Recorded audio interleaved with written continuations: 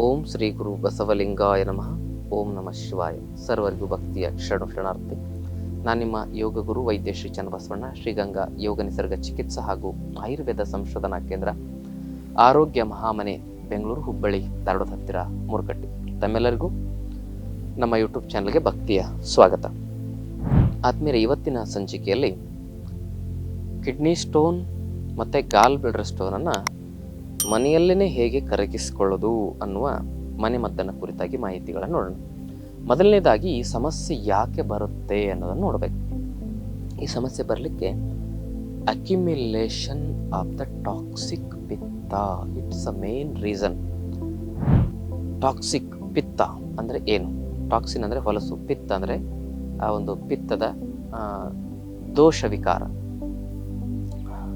ಅಲ್ಲಿ ನಮ್ಮ ಶರೀರದ ಗುಣ ಸ್ವಭಾವಗಳು ನಾವು ಸರಿಯಾಗಿ ತಿಳ್ಕೊಂಡಾಗ ಇದೆಲ್ಲ ನಮಗೆ ಗೊತ್ತಾಗುತ್ತೆ. ಏನಾಗುತ್ತೆ ಅಂದರೆ, ನಿಮಗೆ ಬ್ರೈನ್ ಹೆಮ್ರೇಜ್ ಆಗಬೇಕಂದ್ರೆ, ಹಾರ್ಟ್ ಬ್ಲಾಕೇಜ್ ಆಗಬೇಕಂದ್ರೆ, ವೆರಿಕೋಸ್ ವೇನ್ ಆಗಬೇಕಂದ್ರೆ, ಕಣ್ಣಿನ ನರಗಳಲ್ಲಿ ತೊಂದರೆ ಉಂಟಾಗಿ ಬ್ಲೀಡಿಂಗ್ ಆಗಬೇಕಂದ್ರೆ, ಪಿತ್ತಕೋಶದಲ್ಲಿ ಕಲ್ಲಾಗಬೇಕಂದ್ರೆ, ಕಿಡ್ನಿಲಿ ಕಲ್ಲಾಗಬೇಕಂದ್ರೆ, ಪ್ಯಾಂಕ್ರಿಯಾಟೈಟಿಸ್ ಆಗಬೇಕಂದ್ರೆ, ಫ್ಯಾಟಿ ಲಿವರ್ ಆಗಬೇಕಂದ್ರೆ ಒಂದೇ ಒಂದು ಕಾರಣ, ಪಿತ್ತ ವಿಕಾರ.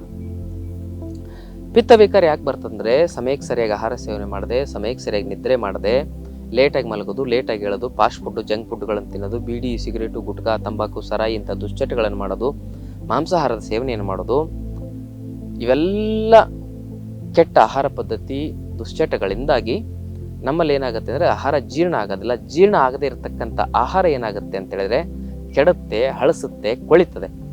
ಆ ಕೆಟ್ಟಿರುವ, ಹಳಸಿರುವ, ಕೊಳತಿರುವ ಆಹಾರ ಏನು ಮಾಡ್ತದಂದರೆ ರಕ್ತಕ್ಕೆ ಸೇರ್ಕೊಳ್ತದೆ ಅಂಶ.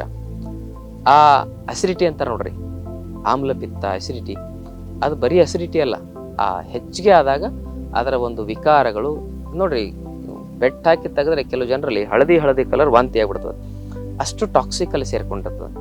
ಅದೇ ಒಂದು ಪಿತ್ತ ಏನು ಹಳದಿ ಕಲರ್ ಅಂತ ಏನು ತೆಗಿತೇವಲ್ಲ ವಾಂತಿ ಮಾಡಿ, ಪಿತ್ತ ಜಾಸ್ತಿ ಆದಾಗ ಅದೇ ರಕ್ತಕ್ಕೆ ಸೇರ್ಕೊಳ್ತು ಅಂದರೆ ಅದ್ಯಾಕೆ ಹಂಗಾಗುತ್ತೆ ಅಂದರೆ ಆಹಾರ ಪದ್ಧತಿ ಸರಿಯಲ್ಲ, ಜೀವನ ಪದ್ಧತಿ ಸರಿಯಲ್ಲ. ಆ ಫಾಸ್ಟ್ ಫುಡ್ಡು, ಜಂಕ್ ಫುಡ್ದಂತೂ ಸಾಕಾಗ್ಬಿಟ್ಟಿದೆ ಇತ್ತೀಚೆಗೆ. ಇದರಿಂದ ಈಗ ಆಗ್ತದೆ. ಕೆಲವು ಜನ ಟೈಮ್ ಸರಿಯಾಗಿ ಆಹಾರ ಸೇವನೆ ಮಾಡೋದಿಲ್ಲ, ಮನೆಯವ್ರನ್ನ ಕಳಿಸಿ, ಯಜಮಾನರನ್ನ ಕಳಿಸಿ, ಆಮೇಲೆ ಮಕ್ಕಳನ್ನೆಲ್ಲ ಸ್ಕೂಲಿಗೆ ಕಳಿಸಿ ಅವರು ಟಿಫನ್ ಮಾಡೋಷ್ಟರಲ್ಲಿ 10-11 ಗಂಟೆ ಆಗಿರುತ್ತೆ. ಅಲ್ಲಿವರೆಗೂ ಹೊಟ್ಟೆ ಪರಿಸ್ಥಿತಿ ಏನಾಗಬಾರ್ದು, ಹಾಳಾಗಿ ಹೋಗಿರುತ್ತೆಲ್ಲ ಪಿತ್ತ ಜಾಸ್ತಿ ಆಗಿ. ಅಗ್ನಿ ಇದ್ದಾಗ ಆ ಅಡುಗೆ ಮಾಡಿದ್ರೆ ಅಡುಗೆ ಮಾಡ್ಬೋದು, ಈ ಗ್ಯಾಸ್ ಖಾಲಿ ಆದಮೇಲೆ ಅಡುಗೆ ಮಾಡಿದ್ರೆ ಅಡುಗೆ ಮಾಡೋಕ್ಕಾಗುತ್ತಾ? ಅದೇ ರೀತಿ ನಮ್ಮ ಶರೀರದಲ್ಲಿ ಜಠರಾಗ್ನಿ ಅಂತಕ್ಕಂಥ ಒಂದು ಗ್ಯಾಸ್ ಅದು. ಆ ಗ್ಯಾಸ್ ಇದ್ದಾಗಲೇ ನಾವು ಅಡುಗೆ ಮಾಡ್ಕೋಬೇಕು. ಅಂದರೆ ಒಳಗಡೆನೂ ಕೂಡ ಒಂದು ಅಡುಗೆ ಆಗ್ತದೆ, ವಿಪಾಕ ಆಗ್ತದೆ. ನಾವು ತಿಂದಿರುವ ಆಹಾರ ಒಳಗಡೆ ಜೀರ್ಣ ಆಗಿ ಅದು ಒಂದು ಅಡುಗೆಯಾಗಿ ಶರೀರಕ್ಕೆ ಸಪ್ತ ಧಾತುವಾಗಿ ಪರಿವರ್ತನೆ ಆಗುವ, ಪೋಷಕ ಅಂಶಗಳಾಗಿ ಪರಿವರ್ತನೆ ಆಗುವ ಕೆಲಸ ಹೊಟ್ಟೆ ಒಳಗಡೆ ನಡೀತದೆ. ನಾವು ಅದಕ್ಕೆ ಹಸಿದಾಗ ಆಹಾರ ಕೊಡದೇ ಇದ್ರೆ ಏನಾಗ್ತದೆ, ಅಲ್ಲಿರ್ತಕ್ಕಂಥ ಜಠರಾಗ್ನಿ, ಆ ಗ್ಯಾಸ್ ಏನಿರ್ತಲ್ಲ, ಸಮಾನ ವಾಯು, ಜಠರಾಗ್ನಿಯ ಒಂದು ಶಕ್ತಿ ಏನಿರ್ತದಲ್ಲ, ಅದು ಆಹಾರ ಸಿಗದೆ ನಮ್ಮ ಹೊಟ್ಟೆಯಲ್ಲಿರ್ತಕ್ಕಂಥ ಮ್ಯೂಕಸ್ ಅನ್ನ, ಅಲ್ಲಿರ್ತಕ್ಕಂಥ ಅಂಗಾಂಗಗಳ ಆ ಒಂದು ಒಳಗಿರ್ತಕ್ಕಂಥ ಮ್ಯೂಕಸ್ಸಿನ ಅಂಶವನ್ನು, ಒಳ್ಳೆಯ ಒಂದು ಬ್ಯಾಕ್ಟೀರಿಯಾಗಳನ್ನು ಸುಟ್ಟು ಹಾಕಿ ಬಿಡ್ತದೆ. ಆವಾಗ ಅಲ್ಸರೇಟಿವ್ ಕೊಲೈಟಿಸ್, ಆಮೇಲೆ ಲಿವರ್ ಸೊರಸಿಸ್, ಫ್ಯಾಟಿ ಲಿವರ್, ಇನ್ಫ್ಲಮೇಷನ್ ಆಗಿ ಅದರಿಂದನೇ ಎಲ್ಲ ಸಮಸ್ಯೆಗಳು ಹೆಚ್ಚಾಗ್ತವೆ. ಅದೇ ಒಂದು ಟಾಕ್ಸಿಕ್ ಅಂಶ ಪಿತ್ತಕೋಶದಲ್ಲಿ ಮತ್ತು ಕಿಡ್ನಿಯಲ್ಲಿ ಸಂಗ್ರಹಣೆ ಆದರೆ ಅದನ್ನೇ ಕಿಡ್ನಿ ಸ್ಟೋನ್, ಗಾಲ್ ಬ್ಲಾಡರ್ ಸ್ಟೋನ್ ಅಂತ ಕರೀತಾರೆ. ಪಿತ್ತ ಗಟ್ಟಿಯಾಗಿ ಸಂಗ್ರಹಣೆಯಾಗಿ ಉಂಡೆ ಆದಾಗ ಅದನ್ನೇ ಸ್ಟೋನ್ ಅಂತ ಕರೀತಾರೆ. ಸ್ಟೋನ್ ಅಂದರೆ ಕಲ್ಲಲ್ಲ, ಆ ಒಂದು ಹೊಲಸಿನ ಸಂಗ್ರಹಣೆಯ ಗಂಟು. ಅದನ್ನು ಕರಗಿಸೋದು ಹೇಗೆ? ಮೊದಲು ನಾವೇನು ತಪ್ಪು ಮಾಡ್ತಿಲ್ಲ ಅದನ್ನು ಸರಿ ಮಾಡ್ಕೋಬೇಕು. ಸಮಯಕ್ಕೆ ಸರಿಯಾಗಿ ಆಹಾರ ತಿನ್ನಬೇಕು. ಹಸಿಯದೆ ಉಣಬೇಡ, ಹಸಿದು ಮತ್ತಿರಬೇಡ, ಬಿಸಿಬೇಡ, ತಂಗಳು ಬೇಡ, ವೈದ್ಯನ ಗಸಣವೇ ಬೇಡ ಎಂದು ಸರ್ವಜ್ಞ ಅಂತ ಹೇಳ್ತಾರೆ. ಸಮಯಕ್ಕೆ ಸರಿಯಾಗಿ ಆಹಾರ ತಿನ್ನಬೇಕು. ಸೊಪ್ಪು, ತರಕಾರಿ, ಹಣ್ಣುಗಳನ್ನ ಸರಿಯಾಗಿ ತಿನ್ನಬೇಕು. ಈ ಎಲ್ಲ ಆಹಾರ ಪದ್ಧತಿ ನಮ್ಮ ಪಿತ್ತ ವಿಕಾರವನ್ನು ಮಾಡತಕ್ಕಂಥ ಕೆಟ್ಟ ಆಹಾರ ಪದ್ಧತಿ ಮತ್ತು ದುಶ್ಚಟಗಳಿಂದ ದೂರ ಇರಬೇಕು. ಅದರ ಜೊತೆಗೆ ಈಗೆಲ್ಲ ತಪ್ಪು ಮಾಡಿದ್ದೀವಿ, ಕಿಡ್ನಿ ಸ್ಟೋನ್ ಆಗಿದೆ, ನಾವು ಅಲ್ಟ್ರಾಸೌಂಡ್ ಮಾಡಿದ್ದೀವಿ, ಸಿಟಿ ಸ್ಕ್ಯಾನ್ ಮಾಡಿದ್ದೀವಿ, ಗಾಲ್ ಬ್ಲಾಡರ್ ಸ್ಟೋನ್ ಇದೆ, ಕಿಡ್ನಿ ಸ್ಟೋನ್ ಇದೆ ಅಂತ ಹೇಳಿದ್ದಾರೆ. ಕೆಲವರು ನೋಡಿರ್ಬೇಕಾದ್ರೆ ಕಿಡ್ನಿ ಮತ್ತು ಗಾಲ್ ಬ್ಲಾಡರ್ ಸ್ಟೋನ್ ಎರಡೂ ಇರ್ತದೆ. ಯಾಕಂದರೆ ಒಂದೇ ಸಮಸ್ಯೆಯಿಂದ ಅಲ್ವಾ. ಕೆಲವರಿಗೆ ಒಂದೇ ಕಡೆ ಸಂಗ್ರಹಣೆ ಆದರೆ ಒಂದೇ ಕಡೆ ಸ್ಟೋನ್ ಆಗುತ್ತೆ, ಎರಡು ಕಡೆ ಸಂಗ್ರಹಣೆ ಆದರೆ ಎರಡು ಕಡೆ ಸ್ಟೋನ್ ಆಗುತ್ತೆ. ಅದಕ್ಕೆ ಅಂತಹ ಸಮಸ್ಯೆ ಇರೋರಿಗೆ ಒಂದು ಮನೆ ಮದ್ದನ್ನು ಹೇಳ್ತೇನೆ. ಅದೇನು ಅಂದರೆ, ಇಂಗಳಾರದ ಕಾಯಿ ತೆಗೆದುಕೊಳ್ಳಿ, ಅದನ್ನು ತಿರುಳನ್ನು, ಮೇಲಿನ ಮೇಣವನ್ನು ತೆಗೆದುಕೊಂಡು ಉಂಡೆ ಮಾಡ್ಕೊಳ್ಳಿ, ಕಡಲೆಕಾಳು ಗಾತ್ರದಷ್ಟು. ಆಮೇಲೆ ಈ ಬಾಳೆ ದಿಂಡು ಇರ್ತಲ್ಲ, ಬಾಳೆ ದಿಂಡನ್ನು ಜ್ಯೂಸ್ ಮಾಡ್ಕೊಳ್ಳಿ.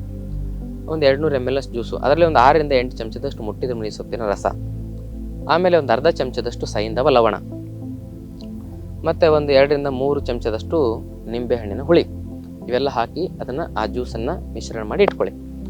ಒಂದು 2ರಿಂದ 4 ಇಂಗ್ಳಾರಕಾಯಿ ಉಂಡೆ ಅಂದರೆ ಕಡಲೆಕಾಳು ಗಾತ್ರದಷ್ಟು ನುಂಗಿ ಆ ಜ್ಯೂಸನ್ನು ಕುಡಿದ್ಬಿಡಿ. ಈ ರೀತಿ ಬೆಳಗ್ಗೆ ಖಾಲಿ ಹೊಟ್ಟೆಲಿ 6 ಗಂಟೆಗೆ ಒಂದು ಸಲ ಮಾಡಿ, ಮತ್ತು ಸಾಯಂಕಾಲ 4 ಗಂಟೆಗೆ ಒಂದು ಸರಿ ಮಾಡಿ. ಇದನ್ನು 2 ಸರಿ ಈ ಥರ ಮಾಡಿ ಒಂದು 21 ದಿವಸ ಮಾಡಿದ್ರೆ ಕರಗ್ತವೆ ಪಿತ್ತಕೋಶದ ಕಲ್ಲು ಮತ್ತು ಕಿಡ್ನಿ ಕಲ್ಲು. ಕೆಲವ್ರಿಗೆ ಇಷ್ಟೆಲ್ಲ ಮಾಡಿದರೂ ಆಗ್ತಾ ಇಲ್ಲಂದರೆ ಅದಕ್ಕೆ ನಾವು ಕೆಲವೊಂದಿಷ್ಟು ಔಷಧಿಗಳನ್ನು ಕೂಡ ಕೊಡ್ತೇವೆ ಕಿಡ್ನಿ ಮತ್ತು ಗಾಲ್ ಬ್ಲಾಡರ್ ಸ್ಟೋನಿಗೆ. ಅದನ್ನು ತಾವು ಬಳಸ್ಕೊಳ್ಬೋದು. ಮೊದಲು ಮನೆಮದ್ದನ್ನು ಪ್ರಯೋಗ ಮಾಡಿ ನೋಡಿ, ಆಗದೇ ಇದ್ದ ಪಕ್ಷದಲ್ಲಿ ನಮ್ಮ ಆಶ್ರಮದಲ್ಲಿ ಆ ಔಷಧಿಗಳು ದೊರೀತವೆ. ಅದನ್ನು ಕನ್ಸಲ್ಟ್ ಮಾಡಬೇಕು, ಸರಿಯಾಗಿ ನಿಮ್ಮ ನಾಡಿ ಪರೀಕ್ಷೆ ಮಾಡಬೇಕು ನಾವು.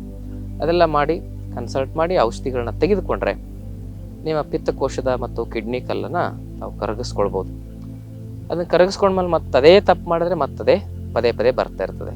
ಕಿಡ್ನಿ ಕಲ್ಲಿಗೆ ಕೆಲವು ಜನ ಬ್ಲಾಸ್ಟ್ ಮಾಡಿಸ್ತಾರೆ. ಪಿತ್ತಕೋಶದ ಸಮಸ್ಯೆ, ಪಿತ್ತಕೋಶದ ಕಲ್ಲಿಗೆ ಪಿತ್ತಕೋಶವನ್ನು ತೆಗೆಸ್ಬಿಡ್ತಾರೆ. ಪಿತ್ತಕೋಶ ತೆಗೆದ್ರೆ ರೆಗ್ಯುಲೇಟರ್ ಇಲ್ಲದೆ ಇರತಕ್ಕಂಥ ಇಂಜನ್ ಆದಂಗೆ ಆಗುತ್ತೆ ನಮ್ಮ ಶರೀರ.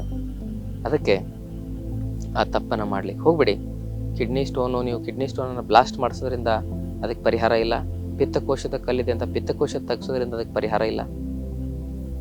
ಪಿತ್ತಕೋಶ ತೆಗೆಸೋದ್ರಿಂದ ಅತ್ಯಂತ ಹೆಚ್ಚು ಇನ್ನೂ ಪಿತ್ತ ವೃದ್ಧಿ ಆಗುತ್ತೆ. ಕಿಡ್ನಿನ ಒಂದು ಸ್ಟೋನ್ ಬ್ಲಾಸ್ಟ್ ಮಾಡಿಸೋದ್ರಿಂದ ಸಮ್ ಟೈಮ್ ಕಿಡ್ನಿ ಫೇಲ್ ಆಗೋ ಚಾನ್ಸಸ್ ಇರ್ತದೆ. ಅದಕ್ಕೆ ಸಿಂಪಲ್ ಪ್ರಾಬ್ಲಮ್ಸ್ಗಳಿಗೆ ಕಾಂಪ್ಲಿಕೇಟೆಡ್ ಸೊಲ್ಯೂಷನ್ ತೊಗೊಂಡು ಜೀವನಕ್ಕೆ ಯಾಕೆ ತೊಂದರೆ ಮಾಡ್ಕೊಳ್ಳೋದು?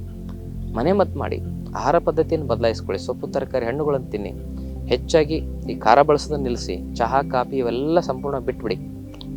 ಇದಿಷ್ಟು ಮಾಡಿ ಮನೆಯಲ್ಲಿ ಸರಿ ಮಾಡ್ಕೊಳ್ಳೋ ಪ್ರಯತ್ನವನ್ನು ಮಾಡಿ. ಆಗಲೂ ಕೂಡ ಆಗದೇ ಇದ್ದಲ್ಲಿ ಈಗ ನಮ್ಮ ಆಶ್ರಮದಲ್ಲಿ ಹಲವಾರು ಔಷಧಿಗಳನ್ನ ಅದಕ್ಕೆ ಕೊಡ್ತೇವೆ, ಅದನ್ನು ತಾವು ಬಳಸ್ಕೊಳ್ಬೋದು ಅಂತಕ್ಕಂಥ ಮಾತನ್ನು ಹೇಳ್ತಾ, ಆದ್ಮೇಲೆ ನಾವು ನಮ್ಮ ಅನುಭವದಲ್ಲಿ ಕಿಡ್ನಿ ಸ್ಟೋನು ಮತ್ತು ಗಾಲ್ ಬ್ಲಾಡರ್ ಸ್ಟೋನಿಗೆ ಎಷ್ಟು ಔಷಧಿ ಕೊಟ್ಟಿದ್ದೇವಲ್ಲ ಅದರಲ್ಲಿ 100ಕ್ಕೆ 98% ಜನರಲ್ಲಿ ಒಳ್ಳೆಯ ಪರಿಣಾಮವನ್ನು ಕಂಡಿದೆ. 98% ಜನರಲ್ಲಿ ನಾವು ಒಳ್ಳೆಯ ರಿಸಲ್ಟನ್ನು ಕಂಡಿದ್ದೇವೆ.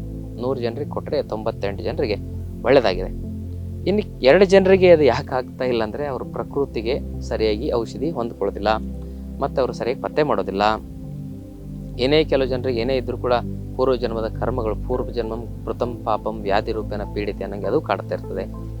ಹೀಗೆ 98 ಜನರಿಗೆ ಒಳ್ಳೆಯದಾಗುತ್ತೆ ಅಂದರೆ ಭಾಳ ಒಳ್ಳೆ ರಿಸಲ್ಟ್ ಅಲ್ವಾ? ಅದಕ್ಕೆ ತಾವಿದರ ಉಪಯೋಗವನ್ನು ಪಡ್ಕೊಳ್ಬೋದು ಅಂತಕ್ಕಂಥ ಮಾತನ್ನು ಹೇಳ್ತಾ, ಹಾಗೂ ನಮ್ಮ ಆಶ್ರಮದಲ್ಲಿ 5 ದಿನ ವಿಶೇಷ ಯೋಗ ಶಿಬಿರ ಇರುತ್ತೆ. ಆರೋಗ್ಯವಾಗಿ ಬದುಕುವ ಕಲೆಯನ್ನು, ಯೋಗ, ಆಧ್ಯಾತ್ಮಿಕ ಮಾರ್ಗದರ್ಶನವನ್ನು ಅಲ್ಲಿ ತಮಗೆ ನಾವು ನೀಡ್ತೇವೆ. ಆಸಕ್ತಿ ಇದ್ದರೆ ಭಾಗವಹಿಸಬಹುದು. ತಮ್ಮೆಲ್ಲರಿಗೂ ಭಕ್ತಿಯ ಶರಣಾರ್ಥಿ.